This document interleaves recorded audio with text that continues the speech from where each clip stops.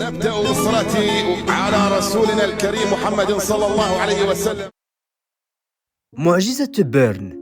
البداية لم تكن كالنهاية، من هدوء مجري إلى عاصفة ألمانية لا تبقي ولا تذر.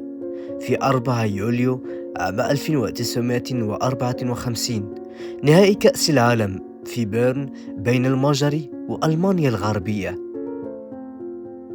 لم يكن لدى فيرنيك بوشكاش قائد منتخب المجر وهو يصافح فيرتس وولتر قائد منتخب ألمانيا الغربية أدنى شك أن كأس العالم مجري. لم تكن عبارة المستحيل ليس ألمانيا قد ولدت قبل ذلك اليوم الكبيس على المجر. لماذا انفردت هذه المباراة النهائية بلقب معجزة بيرن؟ ببساطة، ما حدث في النهائي لم يكن مستحيلا فقط، لقد بدا للعالم وقتها وكأن معجزة هبطت من السماء لتتغير بوصلة البطل من ضفة المجر إلى ضفة ألمانيا الغربية.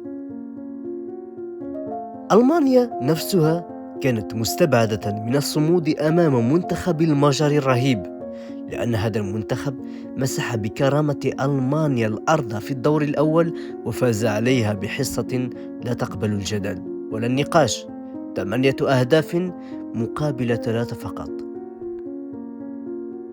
أشفق الكل على منتخب ألمانيا الغربية وهو يتلقى في النهائي هدفين متتاليين في 6 دقائق سجلهما بوشكاش وتسيبور.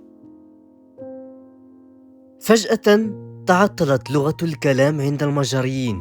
الأوداج التي انتفخت صارت غرورا وتخاذلا.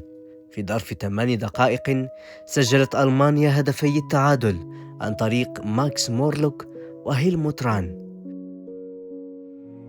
جاء الشوط الثاني مغايرا. الطبيعة نفسها كانت خصما شرسا لرفقاء بوشكاش المصاب. أرض موحلة أفقدت المجريين توازنهم مع زخات المطر.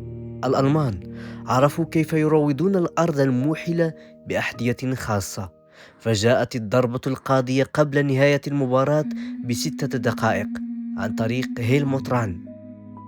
معجزة بيرن لم يرى لها العالم مثيلا، لقد كانت شاهدة على نهاية منتخب المجر الأسطوري إلى الأبد.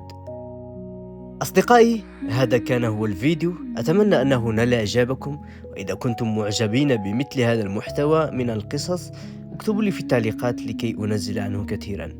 إلى اللقاء أصدقائي، لا تنسونا من دعمكم، نلتقي في الفيديو المقبل إن شاء الله.